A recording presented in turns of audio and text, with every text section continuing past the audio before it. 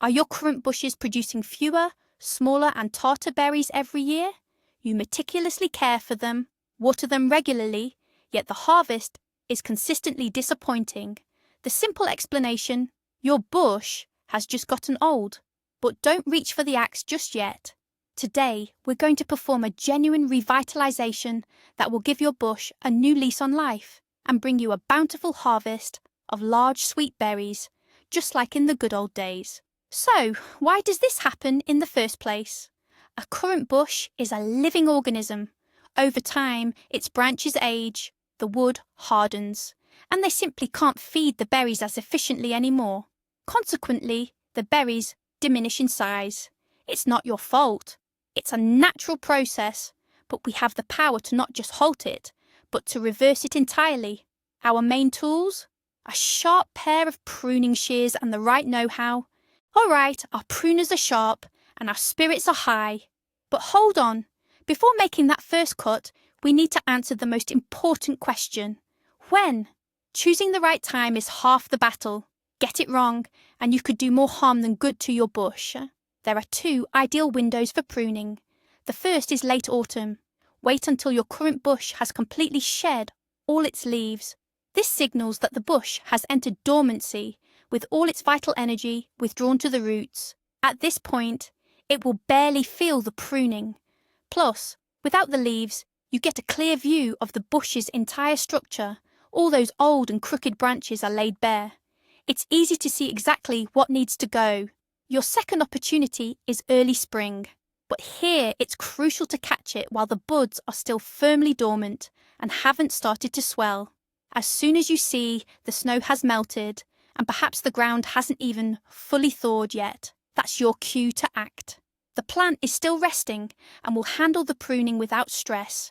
What you absolutely must not do is prune currants once the buds have broken dormancy and started growing. At this time, life is surging through the branches with active sap flow. Pruning then is like surgery without anesthesia. The bush will weep, losing precious sap and strength that it desperately needs for a successful future harvest. All right, let's get our pruning toolkit sorted. Don't worry, it's simpler than you might think. Your primary tool will be a good, sharp pair of hand pruners. These will handle most branches up to the thickness of your thumb. For thicker branches, around an inch or 2 to 3 centimeters in diameter, you'll want a sturdy pair of loppers. Their long handles provide powerful leverage, letting you slice through those thicker branches with a single, clean motion, instead of sawing away at them with your hand pruners. And for the real old veterans, those thick, woody limbs and trunks that even loppers can't tackle, a small pruning saw will be your go-to. But here's what's even more crucial than having the right tools. Remember this golden rule. Your tools must be surgically sharp and immaculately clean. A dull pruner doesn't cut. It crushes and tears the wood, leaving a ragged, open wound that struggles to heal and becomes an open invitation for disease.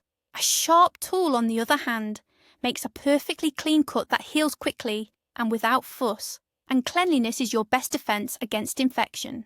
Before you start, always wipe your blades down with rubbing alcohol or any general antiseptic. It's a simple act of hygiene that can literally save your plants. So, we've chosen the time, prepared our tools, and now we're approaching the bush. Where do we begin? We start with a thorough cleanup. This stage is called sanitary pruning, and its goal is to rid the bush of all dead, diseased, or unproductive growth. Forget about rejuvenation for now. Just imagine you're a doctor. Carefully, branch by branch, examine the entire bush from its base to the very tips.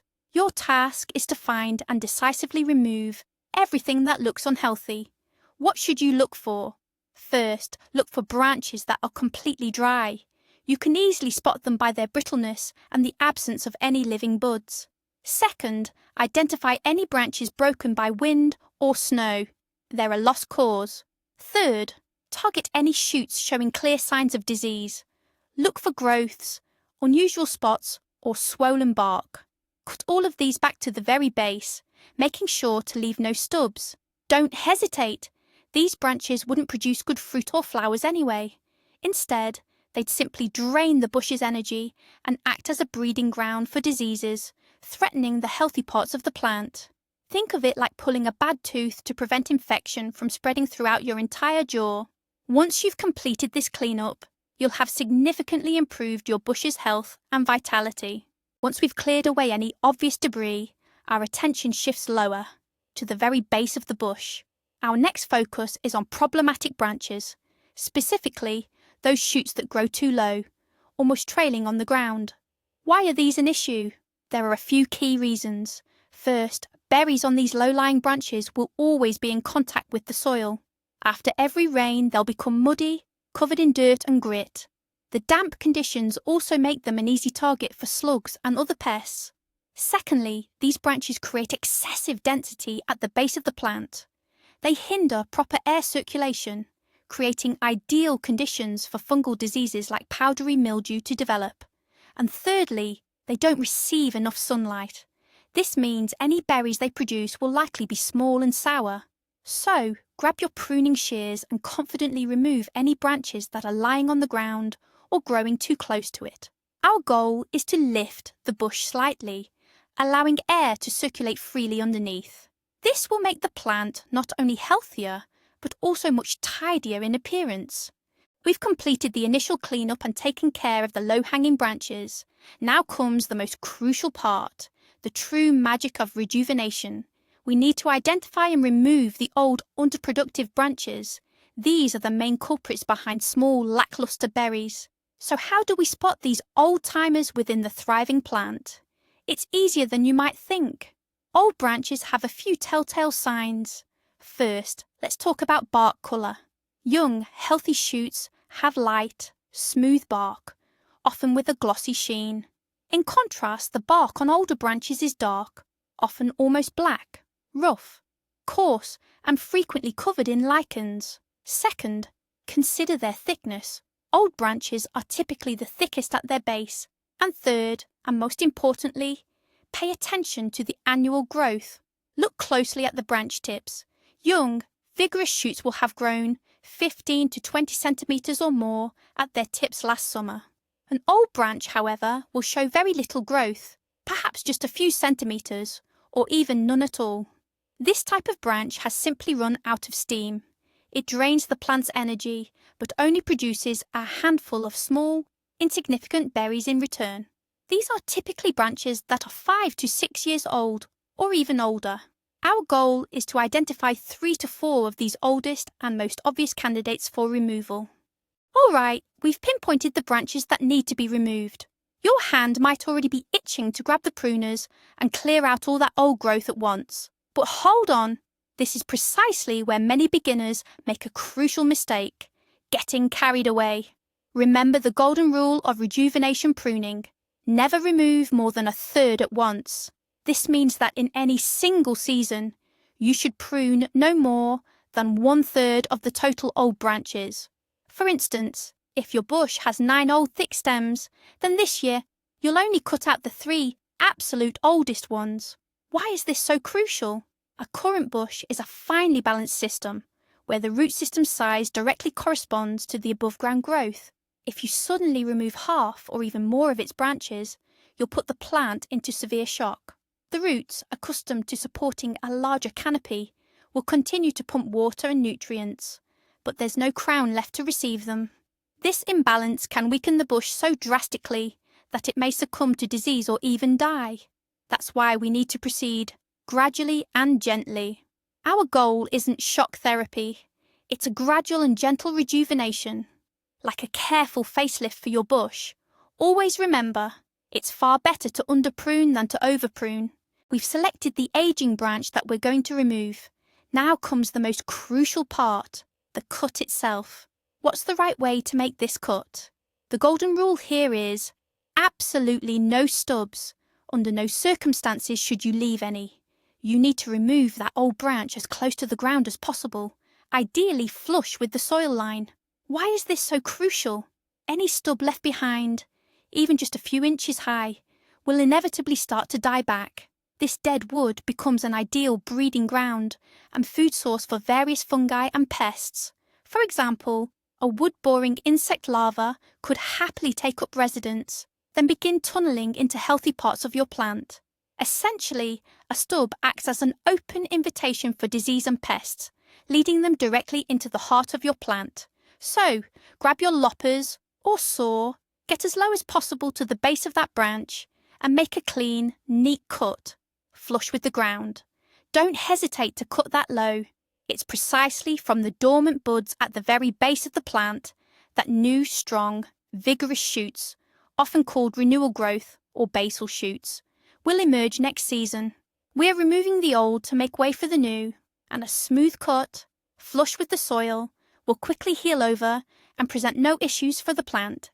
We've successfully cleared out a few old branches, and the bush immediately looks much brighter and more open. But our work isn't quite done. Now it's time to turn our attention to the next generation of shoots. These are what we call zero or basal shoots, those strong, straight canes that shot up from the ground last summer. They represent the plant's future, and in a couple of years they'll be producing the main harvest. But even with these, we need a strict selection process, much like picking a sports team. Leaving all the young growth will only create a dense, impenetrable tangle at the base of the plant. The shoots will compete fiercely for light and nutrients, ultimately growing thin and weak. That's definitely not what we want. Our job is to hold a casting call, if you will. We carefully examine every single young shoot. From these, we'll select and keep just 3 to 5. Which ones exactly? The strongest, the thickest, and most importantly, those that are ideally positioned. They shouldn't be growing directly into the centre of the plant, nor should they be rubbing against other branches. All the rest, the thin, crooked, weak, or simply redundant ones, get ruthlessly cut out right at the base, just as we did with the old branches, leaving no stubs behind. This meticulous process allows us to shape a powerful, open plant that will thrive for years to come. Now let's discuss the biggest, almost fatal mistake many gardeners make in a burst of enthusiasm. They find a very old, neglected bush, perhaps 15 years old, and in one go, they cut out absolutely all the old growth, leaving only a few weak young shoots. It might seem like the right approach. We've removed all the unnecessary bits, right? But for the plant, this is a tremendous shock.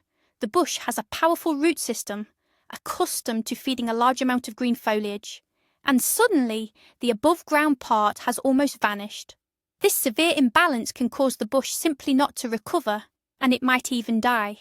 This is a classic example of the perfect being the enemy of the good. That's precisely why a gradual 3-year rejuvenation process for very old bushes isn't just a recommendation. It's a vital necessity for the plant's survival. You're giving it ample time to adapt, to develop new shoots, and to smoothly transition from the old guard to vibrant young growth, all without experiencing life-threatening stress. So it's this seemingly minor detail that truly separates a skilled rejuvenation from inadvertently killing your bush. So let's summarise. Rejuvenation pruning for currant bushes isn't an act of barbarism. Rather, it's a carefully planned surgical operation that restores the plant's vigour and productivity. By strategically removing the old, we make way for the new. The key is to do it at the right time, with the correct tools, and most importantly, without excessive zeal or overdoing it. Thank you for watching this video all the way to the end. I truly hope your pruning shears won't be gathering dust anymore. If you found this video helpful, please give it a thumbs up and subscribe to the channel so you don't miss out on more gardening secrets.